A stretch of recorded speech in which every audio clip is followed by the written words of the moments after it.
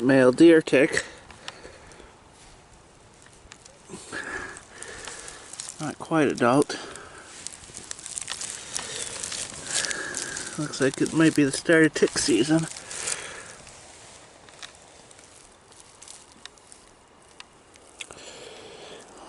Lyme's disease. No good. It is a very bad situation. Many people were injured, and many homes, many schools, businesses just wiped off the face of the earth. And a good many people in the Christian music industry were also impacted by what happened. And many of them live in that area. And fortunately, none of them lost their homes, but people like for King of Country writing about their experience. There was a big tornado, a couple tornadoes actually, that hit Nashville last night. What do you call it? Pretty good death toll, pretty high death toll, and buildings destroyed. Had some quarter-sized hail over here. Not good, but you know, no damage, surprisingly. So I think I had an umbrella put over the homestead. You know, my quarter-sized hail. That's, you know, that should have broke something, but you know, didn't break my solar panels and didn't break the windshield on the car, or do any dents I can tell on the car. You know, so it's no real damage from it. You know, and it's kind of like you could tell that the umbrella was being put down. But this is something else. This is the last of the tornado. Beautiful weather, 70 degrees. Gotta love it. Other than tornadoes. What is that? It's like it's on a switch. I got this one. Pop.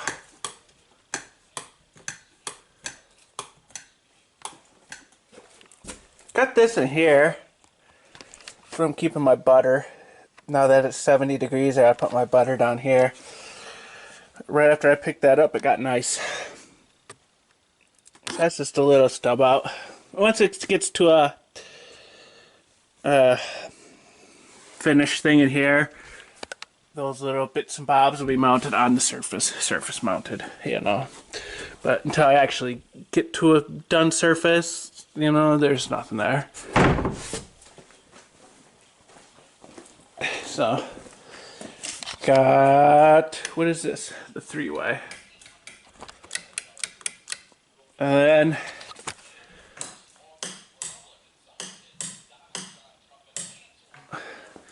main room. Here's the secret one.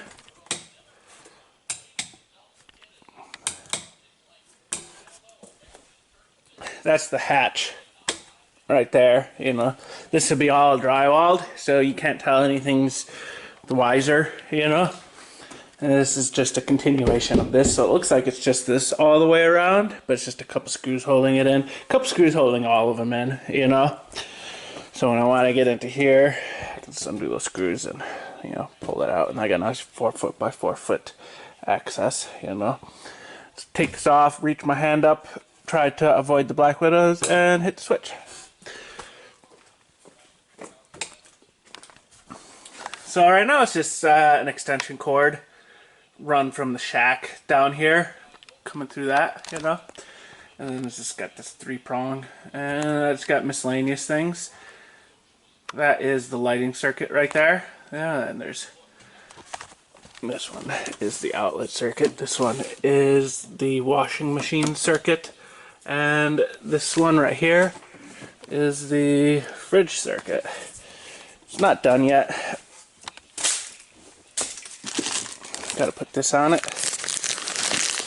Nice little thing. This will be for the fridge though. Fridge outlets. That's the fridge circuit behind that. This is something. Playing with lights. Playing with light bulbs. Got this one. So if I just want this, you know, this gives me a little bit of light. I don't need to waste electricity powering up 4 bulbs, you know, or you know, if I want exceptional light for doing, I don't know, something. This one is for the kitchen. You know, there's that sink right there for doing the dishes. So power comes in.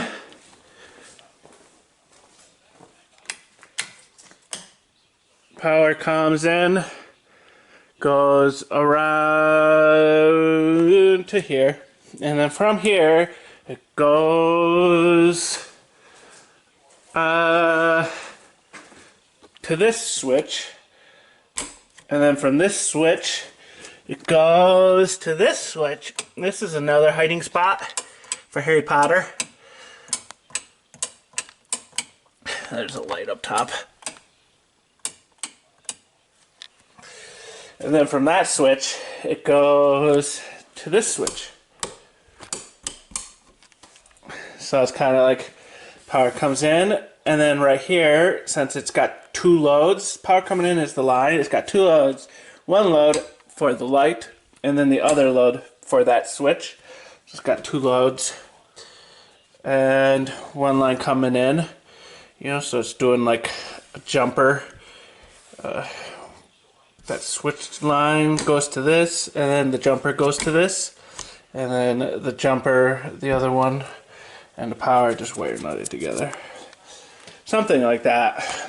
I got some close-ups of it. You know, so this one has a jumper, and I used red on this one. The jumper is that red one, because that's a 14 gauge, 14.3. That was, you know, this was the last bit of my 14s. Right here, in these lights, you can push the wire in on the back as long as it's 14 gauge or under. Well, as long as it's 14 gauge. 12 gauge is too thick to go in there. So I got a 14 gauge jumper. That's because these are for 14 gauge is for 15 amps or under, you know. And 12 gauge for 20 amps or under.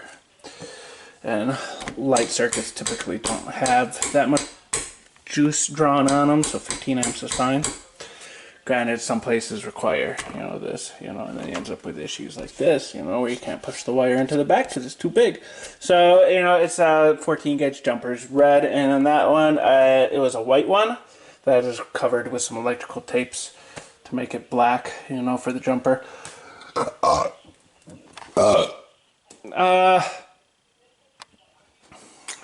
This video is doing these drywalls. So I can do, you know, and these drywalls. Well, all of these drywalls. So I can do my lighting, you know, now that the, you know, the things are in and it's safe to power up, I can power them up. Makes a big difference. As long as it's sunny out, it's no problem, you know. Did maybe a little bit of water. You know, I did the little, I glued on that right there. It's compression fitting. So it's kind of like glue this on. And somewhere over here is the rest of it. Got like a little compression ring. You know, this has 2, one for 1.5 inches and one for 1.25 inches. And you tighten this up and that compression ring squeezes tight around the pipe, you know, the P-trap pipe. So that's where the sinks are. There's no, you know, here's the hot water coming in. And it just stops there. And eventually it's going to go from there to over there. Once it goes, and that's not clamped on, that's just loose fit. Everything after the valve is just loose fit, you know, everything clamped on up to that valve is tight, you know. So I'll be taking off that solder copper fitting, you know, it's loose fit, so I can just take that off, solder it onto the copper, and then clamp it, you know, or put in a different piece of you know, tubing to adjust that, you know, where the copper comes in at, you know, to see where the copper ends up, and then do that, you know. Well, anyways, so no hot water pressure because it's, you know, it's not connected. You know, there's water in the hot water line up to that point, but it needs to get to there before it'll go to these other ones, you know. So right now it's just cold water, you know, and things like this that use cold and hot water don't got much pressure. It's like, this is cold.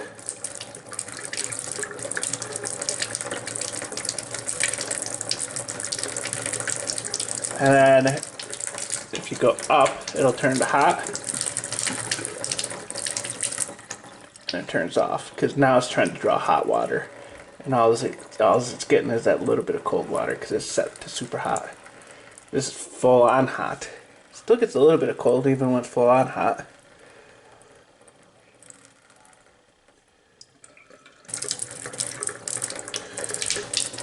Not good, but this is nice. That's not good because it's trying to draw hot water. The faucet for this isn't going to be good.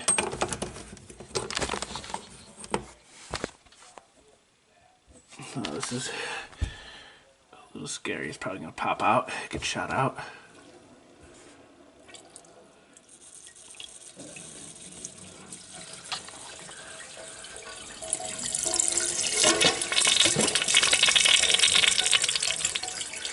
That's the kind of water pressure it gets.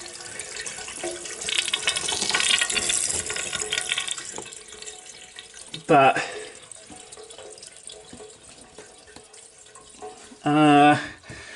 once it's hooked up to a fixture, it's going to be the fixture is going to try to draw hot water, so it's not going to be that much pressure out of the fixture.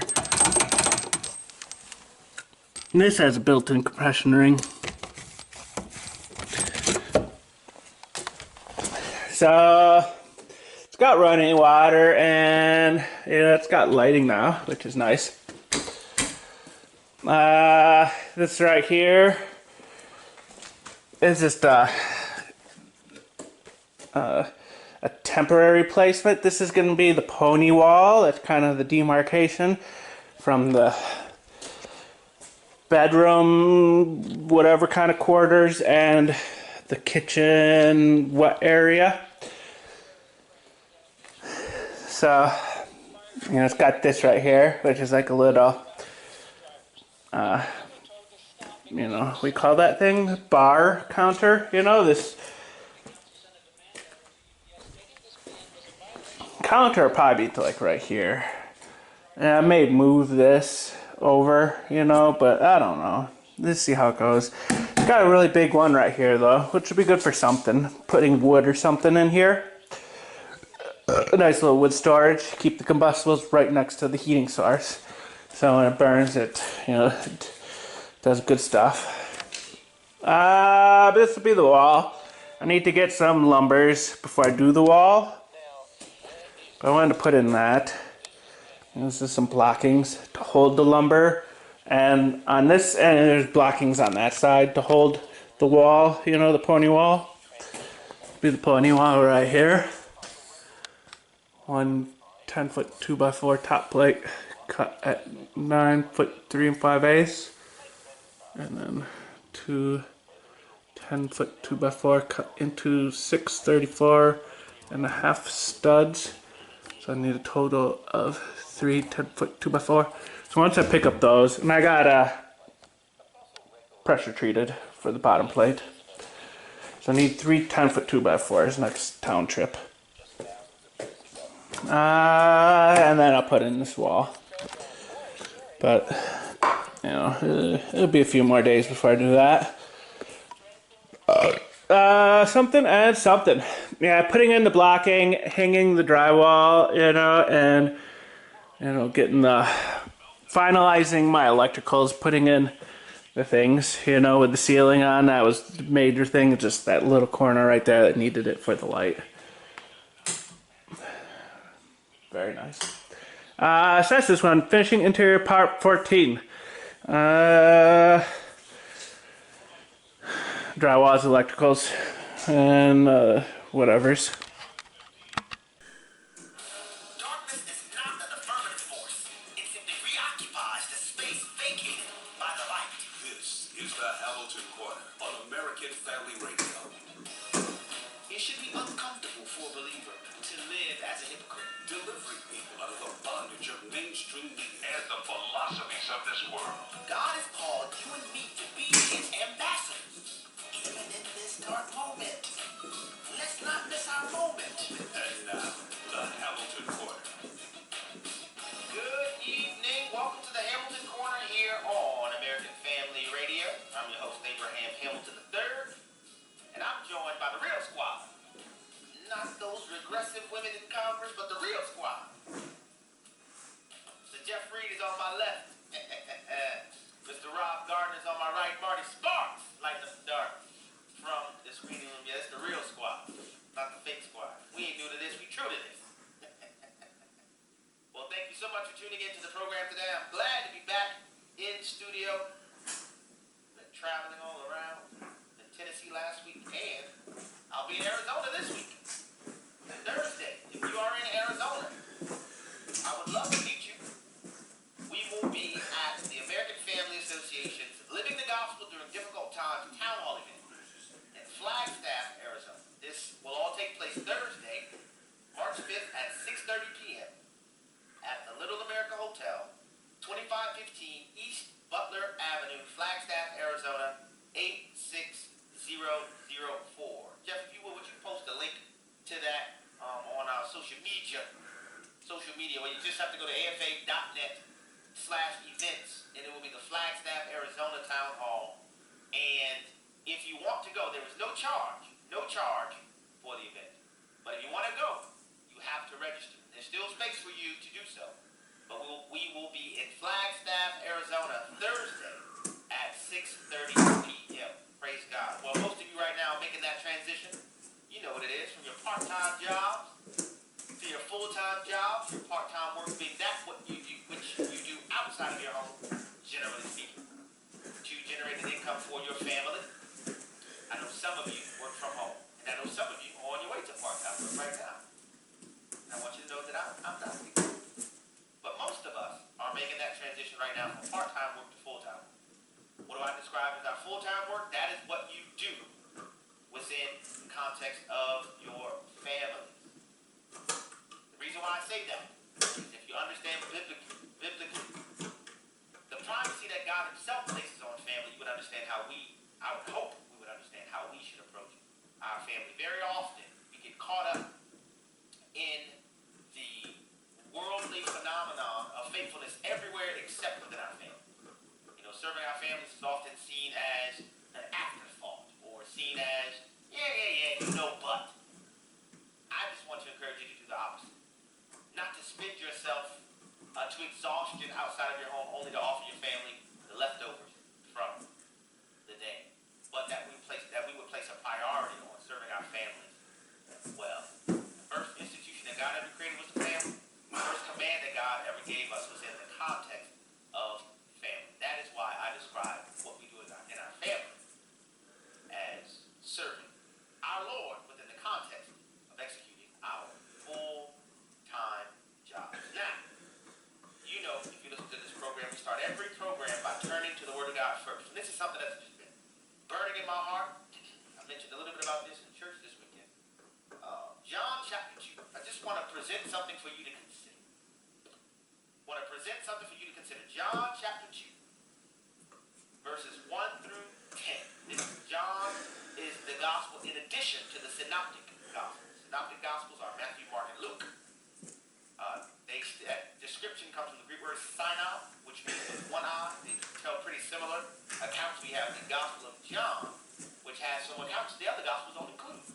And I've explained to some people, and I may have some help from my criminal trial background, because some who would try to once again challenge the authority of Scripture, would try to say, wait a minute, they have stories that contradict one another. Say, no, stop the presses. I think we'd have to do voir dire in the criminal cases like this before.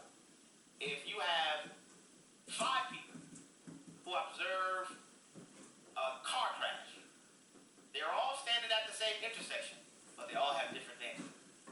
One is at the northwest corner, one is at the southwest corner, one is at the east corner, one is on the west corner, maybe you have 2 at the west corner.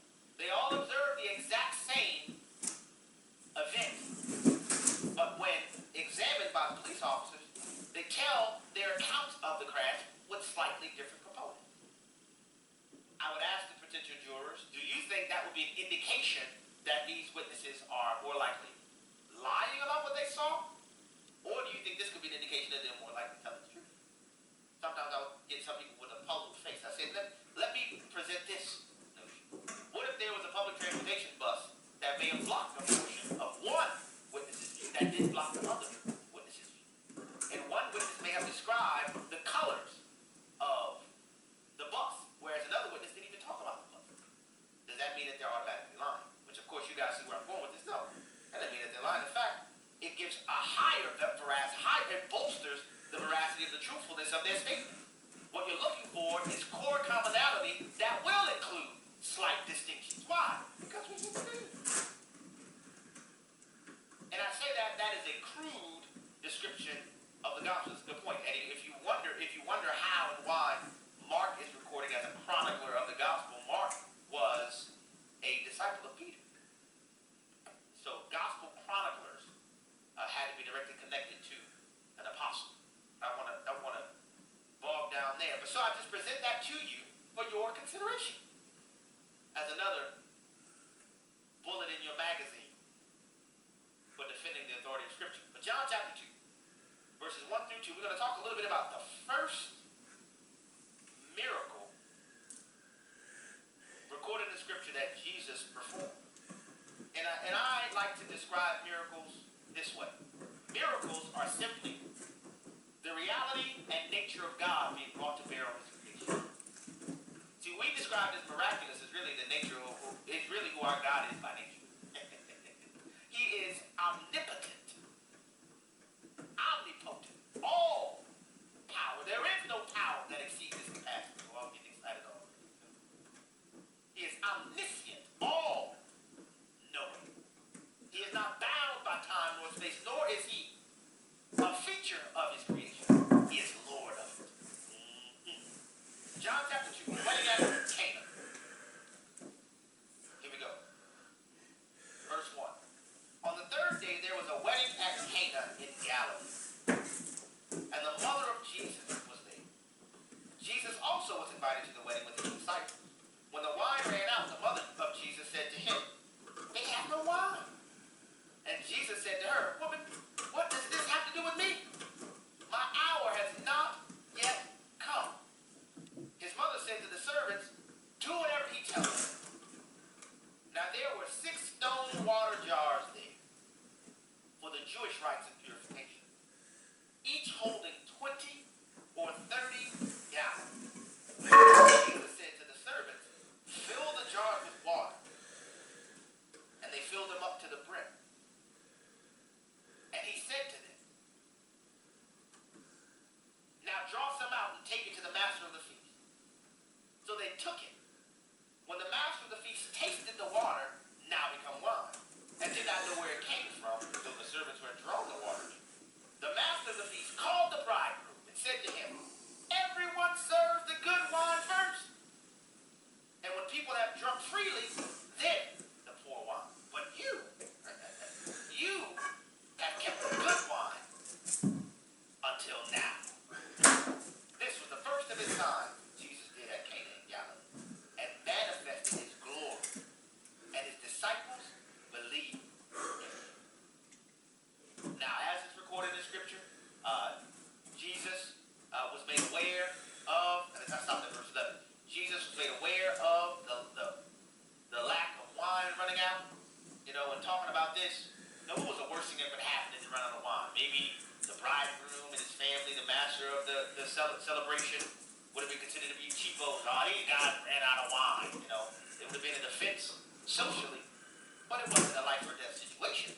Surely wasn't it?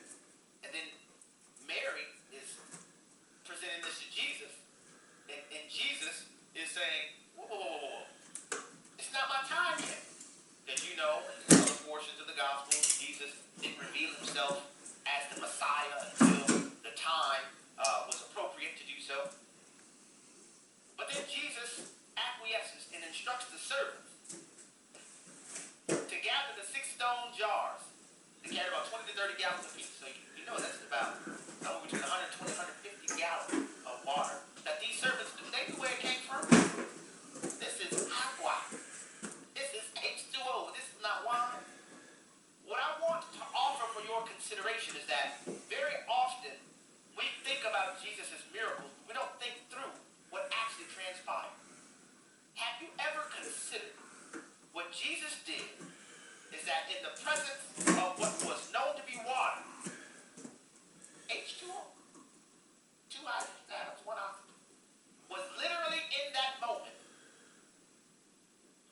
transformed into complex fibers, sugars, acids, bases, and juices. See, when you consider the creation account in the book of Genesis, you understand that the Lord of heaven and earth created ex nihilo is the Latin term, which means out of nothing or from nothing. Here we have in John chapter 2, a New Testament recording of God in the flesh doing the exact same thing. Water is not wine, in case you don't know. Water is not complex acids and bases and sugars. But wine is.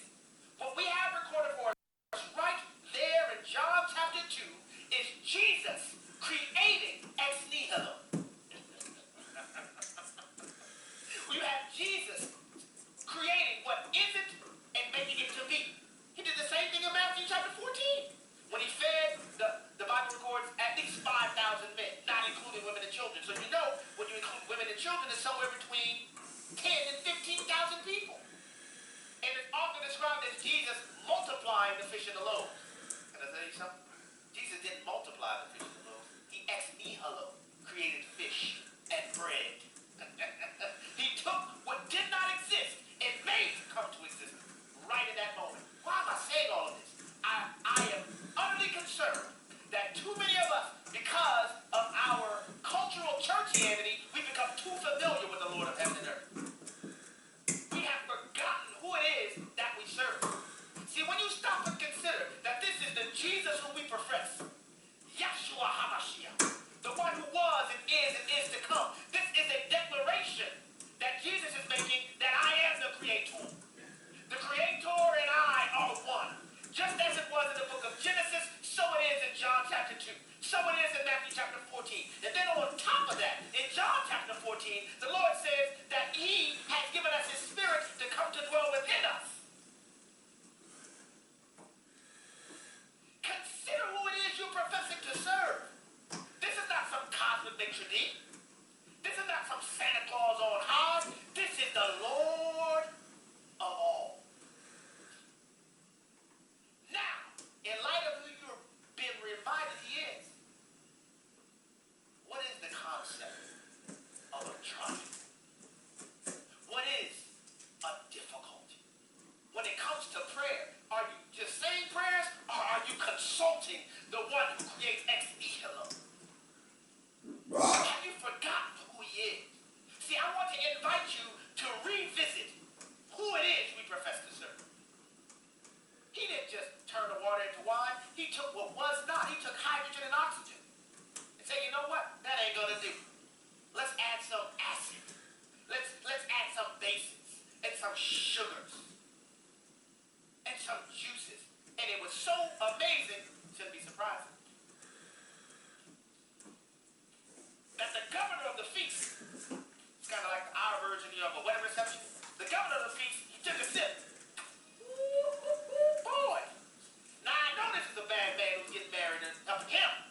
Because normally, people would give out the best wine up front, and then they'll put fillers in on the back end. You know, since people already start getting saucy, so they won't know the difference. But you have kept the best wine until now. You have created a wine that even can punch through the original batch. But I'm telling you, brothers and sisters, let's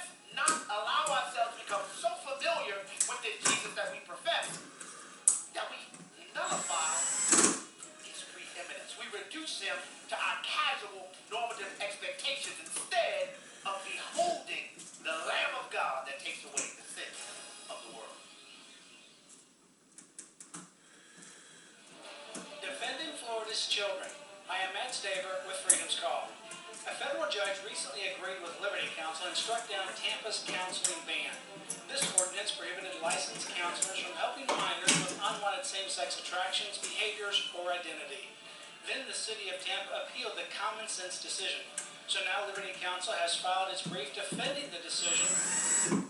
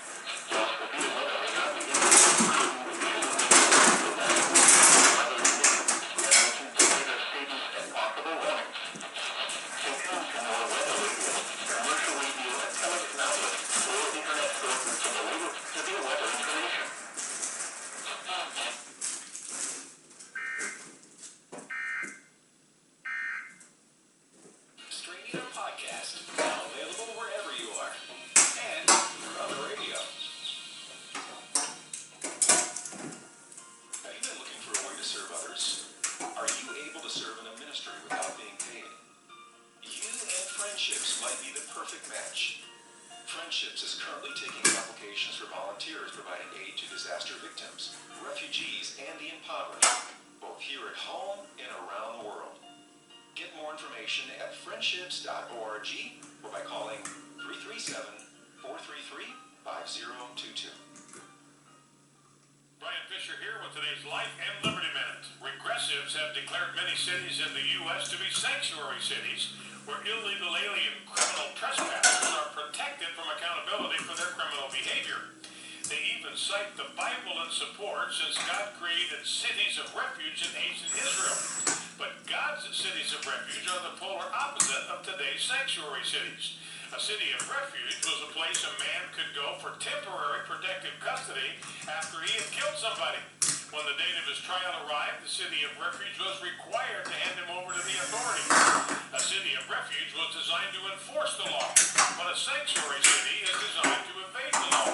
Instead of holding a man for trial, the sanctuary city lets him go to rape and kill again. Shame on regressives for so perverting the Word of God.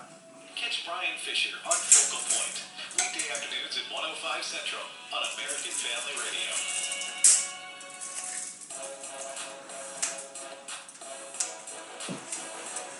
Shining light into the darkness. This is the Hamilton Corner on American Family Radio. Welcome back to the Hamilton Corner here on American Family Radio. I have a lot to get to with today's program. As most of you know, Saturday, February 29th, the year of our Lord 2020, the state of South Carolina held its presidential primary election. There was no Republican primary election because the South Carolina Republican Party did. Donald Trump is there. All right. So, next Tuesday, tomorrow,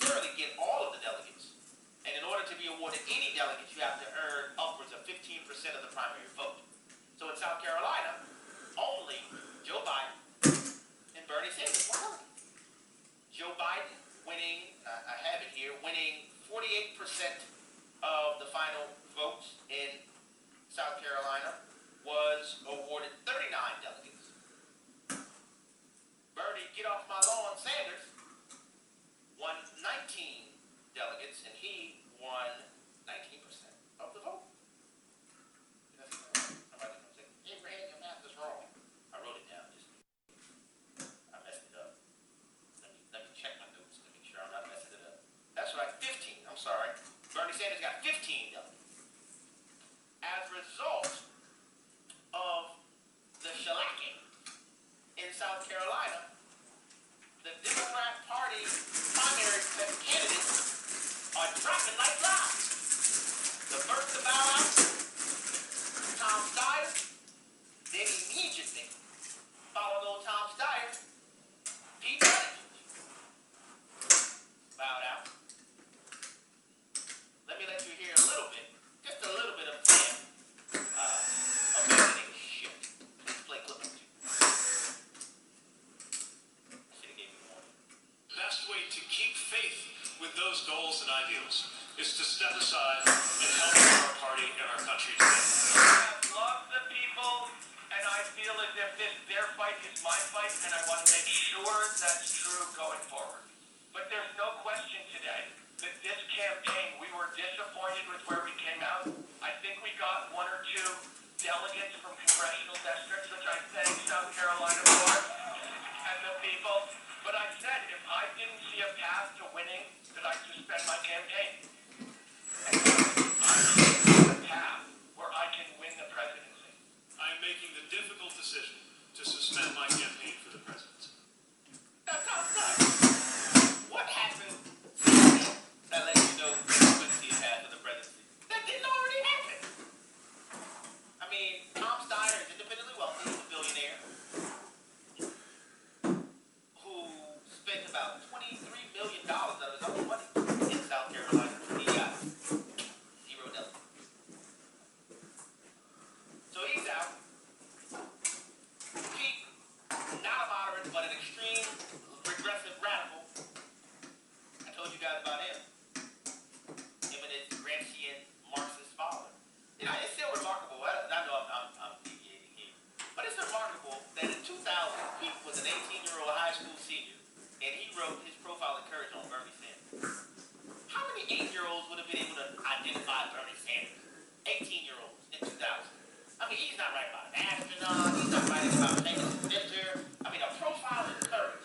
He writes about Bernie Sanders. You think his dad might have told him a little bit about Bernie Sanders? I'm just wondering. Anyway, we try to present this guy's model. Or the media. Look, folks, if you haven't figured this out yet, I know most of you have, so I don't need to be confident. But you can't trust the talking snake people. These people formally, and I have to go way back in time to really say formally, because this has really been consistent drumbeat for quite some time. The news was simply to inform you. That is the perception that we have. But these people literally are listening to tell you what to think and what to think about. They're not interested in giving you information. They're interested in shaping the world. That's why I call them talking snakes. Anyway, back to what I wanted to talk about. So Buttigieg and Tom Steyer are out.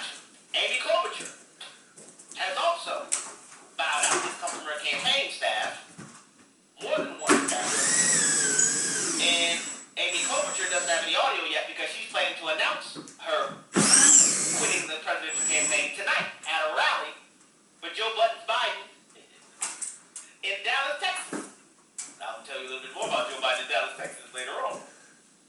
But not only is Amy Klobuchar endorsing Joe Biden, guess who else is endorsing Joe Biden now? Pete Buttigieg. In addition to Pete Buttigieg, you had a host of, let me see if I can name them. Yes, somewhat high-profile to endorse Joe Biden. You had Terry McAuliffe, the former governor of Virginia, which is amazing to me because he's always on CNN offering country as if he's not vested. But Terry McAuliffe is endorsing Joe Biden. That was even before the South Carolina primary. Representative James Clyburn endorsed Joe Biden and really helped deliver South Carolina for Joe Biden. Former Senate Majority Leader Harry Reid of Nevada has come out and endorsed Joe Biden, which I found interesting, especially in the wake of the story that The Atlantic published that said Bernie Sanders was trying to run against President Obama as the Democratic primary opponent in 2012. And one of the sources for that information was Harry Reid. And Bernie Sanders said, I didn't do that, ask Harry. Harry Reid said, I will neither confirm nor deny. And now he comes out endorsing Joe Biden. You think Harry Reid may not like Bernie Sanders? Just wonder. Former Senator Barbara Boxer of California has come out endorsing Joe Biden. So folks, it looks like the Democrats are coalescing to stop Bernie Sanders. That's what it looks like. Now, but I want to make a couple observations for you, simply for your consideration. But I guess before I do that, I have a little bit of time. They're going to go with Joe Biden.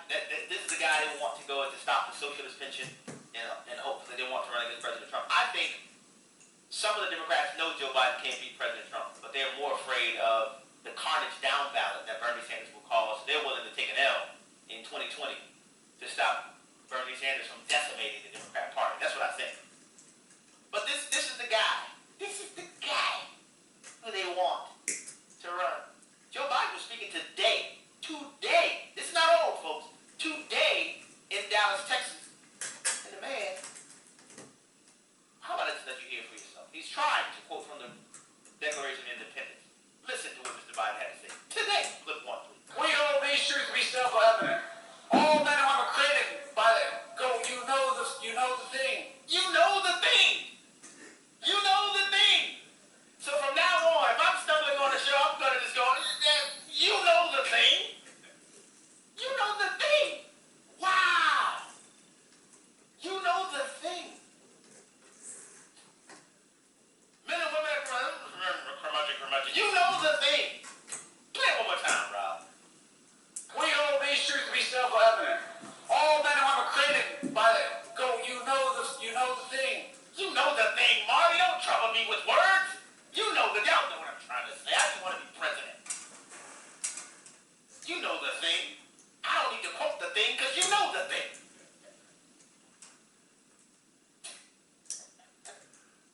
Yesterday, he was being interviewed by Chris Wallace. Now he's being interviewed by the man on national television. Like who's three? Mr. Vice President, thank you. Thanks for your time. Please come back in less than 13 years, sir. All right, Chuck. Thank you very much. All right. It's Chris, but anyway. I just did Chris. No, I just did Chuck. All right, Chuck. Hey, Johnny. This is the guy. I mean, this guy, he's forgotten what state he's in numerous times. Now, I get it. If you travel a lot, I'm traveling a lot lately. I don't forget the state that I'm in. And I'll leave it there. You forgot he was running for president. Now Joe Biden is running for the U.S. Senate. He ain't been senator for. Here's one for you. This isn't even my big gap calculator audio. Listen to these things that Joe Biden forgets. In the recent decade, number 4. In fact, I've been here a number of times. Last time was, I think, all the way back in 2014. I love this place. Look, what's not to like about Vermont in terms of the beauty of it? Lots of help when those kids from Parkland came up to see me when I was vice president. They went under and some of you covered it. The issue with that statement is Joe Biden had moved out of the Naval Observatory more than a year before the mass murder at Parkland. Words that stunned the nation, and I would argue, I know, shocked the world. International leaders spoke about it. You had people like you had people like the former chairman and leader of the party in Germany. You had Angela Merkel stand up and say how terrible it was. And I have a simple proposition here. I'm going to ask you for your help. Where I come from, you don't get far unless you ask. My name's Joe Biden. I'm a Democratic candidate for the United States Senate. This is their guy. Now, to be fair, Joe Biden's speech after he won South Carolina was the best I've heard from him recently. To be fair, he was feeling himself, but yeah, he was feeling from the wind, and he was focused. But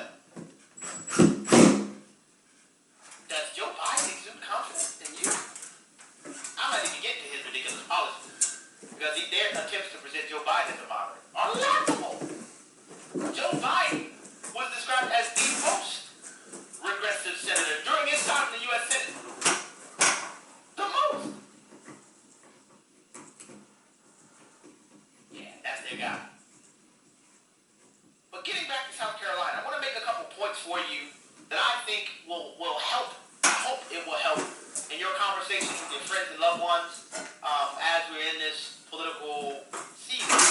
In South Carolina, as I said, Joe Biden dominated the Democratic field. Dominated 50% of the electorate. According to reports, 528,000 or so South Carolina, I don't want to venture that. South Carolinians? Okay. 528,000 or so South Carolinians turned out to vote. This was an increase over the 373,000 who turned out to vote in the 2016 Democratic presidential primary. According to exit polling, melanated voters made up over 50% of the electorate in South Carolina. Of course, y'all know Joe Biden has been fancying himself the champion of the melanated voters, but I wanted to present a couple things to you that I think will be helpful. One, for you to consider, and especially, and you guys know I'm not a sycophant of the Republican Party, but if you're listening, I'm trying to help you. All right, I'm trying to help you right now. If you want to appeal to a broader electorate in the United States of America, routinely,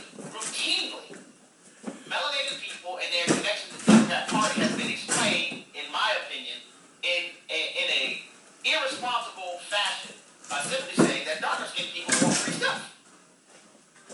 That's the way that it's been explained away. I think if you study history, you'll find something different. Maybe I have time to go into that today. I'm planning to do an entire show on this. But you just witnessed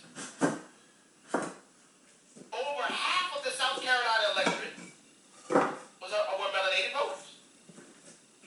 According to the polling, exit polling, Joe Biden won 61% of all melanated voters. So how can you square, if this is your assumption, how can you square your assumption with more melanated voters wanting free stuff when they just show you they reject the socialist Bernie Sanders?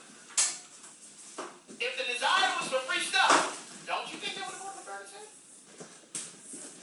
What I want to tell you is that melanated Americans are naturally conservative. What's been happening is that the Republican Party has abandoned any efforts to make an effective appeal to them. Here's some tension. Some of the melanated people are lazy. Now that's one of the most powerful statements you can make. But at the same time, some of the same people who would say that will try to celebrate this is the lowest black unemployment rate in the history of the United States of America. The two can't be true at the same time, folks. Can't be true at the same time. What I would suggest to you is that there needs to be another message to engage these American citizens who have the right to vote just like you and I, without calling them slaves on the Democratic plantation.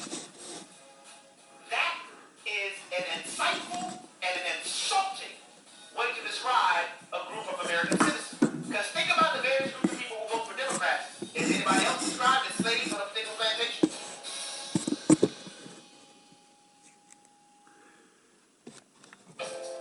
Why engaging our kids is so important.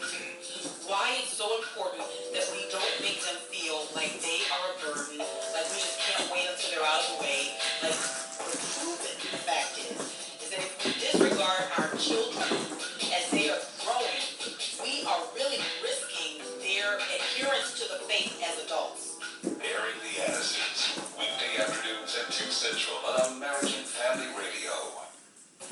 American Family Radio newscasts are now available as a podcast. Catch the full story? Listen to the podcast. I'm Chris Woodward. I'm Chad Groening. Didn't have the radio on at the top of the hour? Listen to the podcast. I'm Charlie Brown. And I'm Fred Jackson. Get accurate news from a Christian perspective whenever you want it with the American Family News podcast. You can also sign up for our daily news brief. Visit onenewsnow.com. Boy Scouts bankrupt. This is David Wheaton, host of the Christian Worldview. The Boy Scouts once sought to instill values into boys such as belief in God, patriotism, helping others, and moral straightness. Recently, the Boy Scouts declared financial bankruptcy, but moral bankruptcy is what really sank the Boy Scouts, when the homosexual movement from within and without forced what Scripture calls degrading passions on the organization. The same tactics are being used against businesses and even the church, which is why Christians better heed what the Apostle Paul says in Ephesians 6. Take up the full armor of God, so that you will be able to resist in the evil day, and having done everything, to stand firm. Hear more at thechristianworldview.org, and then tune in this weekend for another topic that will sharpen your worldview.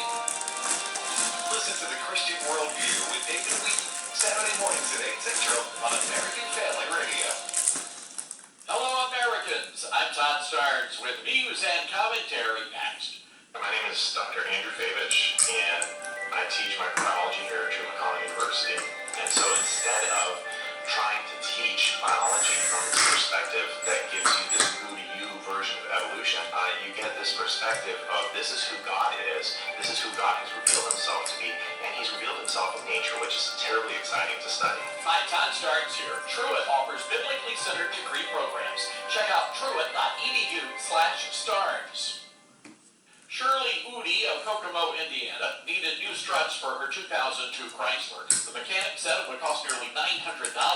Shirley is an 85-year-old widow. She lives off Social Security, barely enough money for living, much less fixing a car. But thanks to a bunch of good-hearted mechanics, Shirley was able to not only get her car fixed, but they also changed her oil and topped off her fluids. The mechanics are volunteers with God's Garage, a ministry of Crossroads Community Church. Tom Smith opened the garage back in 2018 to help single moms, veterans, elderly folks like Shirley. The work is done free of charge. The customers, well, they just have to pay for parts, and it turns out a good many local auto parts stores were more than happy to offer discounts. That meant Shirley was able to get her car repaired for just $263, thanks to the Good Samaritans under the hood at God's Garage. I'm Todd Starnes. The Hamilton Corner Podcast and 1-minute commentaries are available at thethemark.net. To the Hamilton Corner on American Family Radio. Welcome back to the Hamilton Corner here on American Family Radio. We will open the phone lines this segment. The number to call is 888-589-8840. The number again to call is 888-589-8840. Topics of conversation. If you reconsider John chapter 2, you realize Jesus didn't just turn water into wine. It was actually a creation event. Jesus made a declaration through his ex nihilo action that he, as a creator. Next topic of conversation, Tom Steyer, gone. Amy Klobuchar, gone, and endorsing Joe Biden.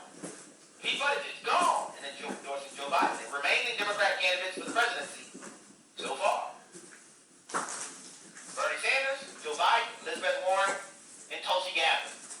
And just to be fair, Tulsi Gabbard, let's be honest, Tulsi, it's only a matter of time before you quit, because you're not going to win. Alright? So really, it's Sanders, Biden, and Warren. That's really where things are. And I was also making some observations from Joe Biden's shellacking of the remaining candidates in South Carolina. And I am, Bob says, who? I said Tulsi Gabbard. He said, who? Oh yeah, and I don't call him that. That's Robert Francis. He's bingo. Robert Francis. Bingo. But before I went to the break, I was making some points. Because I would submit to you that the go-to kind of Republican talking points have not been effective if the objective, and there's a lot of assumptions here, if your objective is to appeal to voters to support your candidates or to support your platform, to support your ideology, I would simply suggest that it's best not to do so by insulting them. I mean, is that a far field? And I've just explained this. Traditionally, there have been many Republicans, to be blunt, who suggested that melanated voters only want free stuff. I would say, okay, but if that's the case, why didn't melanated voters in South Carolina vote for Bernie Sanders? I mean, that's the free stuff man.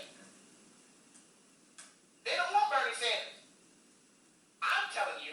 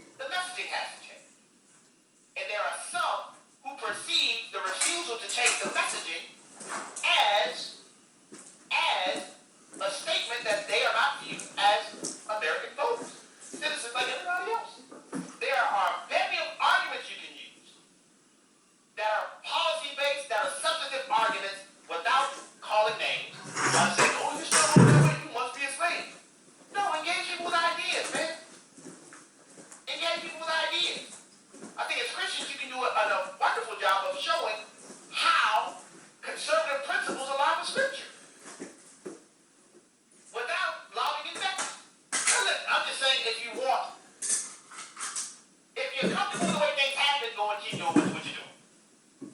But if you want to change and want to have a more effective appeal, I would suggest something may need to change. That's all I'm saying. That's all I'm saying. And I think that this South Carolina election provides a clear contrast to make this point. Because you can't do two polar opposite things at the same time. You can't say people are lazy and then say, this is the lowest unemployment rate ever. Lowest unemployment seems to mean that if there are jobs are available, people want to work. Call me crazy. Because you know what? Everybody who's a normal human being wants to use their God-given abilities to provide for their families. There are very rare individuals, and I would call them sociopaths, like Karl Marx, who starved his own children to death. Go and look it up. Sociopaths don't want to provide for their families. So I'm simply saying we probably need to take it. Now I'll explain. Here's homework for you guys. Have you ever thought about why is it that the Republican Party, I'm not going to answer this today, this is part of the show I'm prepared to tell you, why the Republican Party often refers to itself as the party of Lincoln, and then they skip over 100 years or so and then declare themselves to be the Republican Party of Ronald Reagan? You ever thought about that? Have you ever considered that? Have you ever considered whether or not that's acceptable to you? What happened between Lincoln and Reagan? Is there no Republican between Lincoln and Reagan that is worthy of commendation? Some of y'all want to answer the question right now, don't you? Hey, but I gotta get to the phone line. I'm just telling you I'm planning to do a show on that. With that, let's go to the phone line. They have a lot of other commentary. I know some of the callers are going to ask these questions. Ray Charles can see the fact that they're trying to present Pete Buttigieg as the new face eventually of the Democrat Party. He's going to pop up somewhere. Cabinet position, potentially a vice presidential candidate. I can tell you that I believe you will ultimately see Joe Biden try to tap Kamala Harris for his vice presidential candidate. Just a hunch. I could be wrong, but that's what I think Joe Biden's going to try to do. But yeah. So to the phone lines we go. We'll start in Indiana where Gina is on the line. Gina, thank you for calling the Hamilton Corner. Welcome to the program. Thanks for taking my call. I had a question I haven't heard you say, you may have said it recently, and I haven't gotten to listen recently, but just... Where you been, Gina? I'm just kidding, go ahead. You're so glad I'm in the car. I'm not usually in the car this time. Anyway, we'd love to hear, I love, since you do such a good job of, just pulling out the facts and you analyze things so well that I understand. Could you give me, I just feel like the whole thing, I'm not for Biden or Sanders at all, but I feel like I could be, less fearful if they put up Biden than if they put up Sanders. I read a lot about communism and socialism, and it just seems like such an evil system, and I'm totally against what Joe Biden believes in. But what could we, should I be a little less concerned with him, or is it just both? I don't know, I'm sorry I'm babbling, but I think I got how the to question. think about that? Yeah, good question. So, if I can summarize the question, what Gina wants to know is, which Democrat candidate presents less of a threat? Joe Biden or Bernie Sanders? I will tell you, just to be quite blunt about it, I think they both are equally dangerous to the country. And I'll tell you why. Whether or not Bernie Sanders wins or loses, his movement has solidified the fact that the Democrat Party's momentum, its energy, generally speaking, is with the socialists. And you look at the people who make up Bernie Sanders' staff, they're outright communists. When you think about the Project Veritas videos, these people talking about burning down Milwaukee, Bernie Sanders hadn't fired anybody. None of them. He's got people communism in Germany and in Russia as a part of his staff. Then you have Joe Biden, who he's in my opinion, a paper candidate. He'll do anything to win. So once he wins, if he were to win the nominations for the Democrat presidency, he's going to listen to all of these crazy socialists and communists as well. So in terms of the overarching ideology for the country, I think they're both equally dangerous. Now, having said that, as far as Democrat Party politics, a Joe Biden win will appear on its surface to the Democrat Party that socialism can't win. But I'm telling you, the momentum is not with them within the party. And I also would say that having an outright socialist at the top of the ticket moves us one step closer to socialism being embraced outright in our country. So I know I'm saying contradictory things, but I'm simply trying to provide a grid for you to analyze what's going on. Very simply put, I want both of them to lose horrendously in November to President Trump. No matter which one of them gets to the ticket, I want to see a Reagan-esque landslide like I've never seen in my adult lifetime as a repudiation of what socialism is. And I think that this election cycle presents for us an opportunity that we've never had before to confront socialism directly. Don't shy away from it. All of the study that you're doing concerning communism, let people know, because there's a large swath of the American people who are ignorant about these facts, are ignorant about these histories. And I would argue that that has been done intentionally by many of the socialists and communists who have infiltrated our educational system. They want socialism to be viewed in a glowing, positive light. That is why that's how many young people view it. This is an opportunity we have to tell the truth about that wicked, wicked system. Back to the phone lines. We'll go to my home state of Louisiana, where Becky is on the line. Becky, thank you for calling the Hamilton Corner. Welcome to the program. Oh, thank you, Abe. Abe, I need a favor. People won't sit and tune in a radio station sometimes. Please burn some copies where you and Mickey are together. You talk about communism, the Bible. Mickey talks about intersectionality. Oh, please, some on-demand CDs. I got my checkbook out. I'm ready. I'm going to hand them out. Please. Thank you. I like that. I like that. So let me say this. I think she's referring to the episode we did on the Hamilton Corner concerning critical race theory, and intersectionality. You can find that it aired just this past Friday. So if you go to afr.net, click on podcast, okay? Then on the podcast page, scroll down to the Hamilton Corner, click on the Hamilton Corner. You can go to Friday. What was Friday's date? February 28th. And you can download that podcast. You can save it on your mobile device. You can save it on your computer, on whatever you have. But Becky was asking for burned CD copies. I don't know about that. But Becky, I will say this. If you would send an email to comments@afr.net, comments@afr.net, we'll see what we can do with your request. We'll go next to Texas, where Naomi is on. I'm sorry, where Dawn is on the line. Dawn, thank you for calling the Hamilton Corner. Welcome to the program.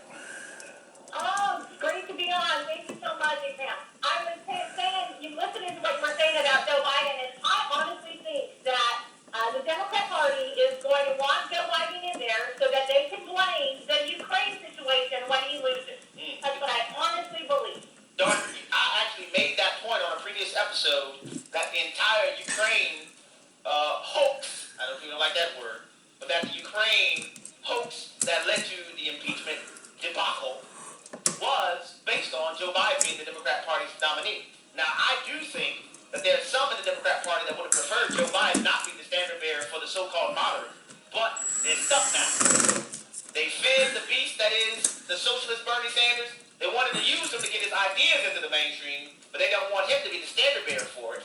So now they're coalescing around Joe Biden because they think he's their best chance at stopping Bernie Sanders. But make no mistake about this. These folks do not have a problem with the policies that Bernie Sanders is espousing. They don't want Bernie Sanders to be the figurehead for it because, frankly, he's too honest. I mean, he's still in love with Fidel Castro. They don't want the American public to know that. The views and opinions expressed in this broadcast may not necessarily reflect those of the American Family Association or American Family Radio. 90.9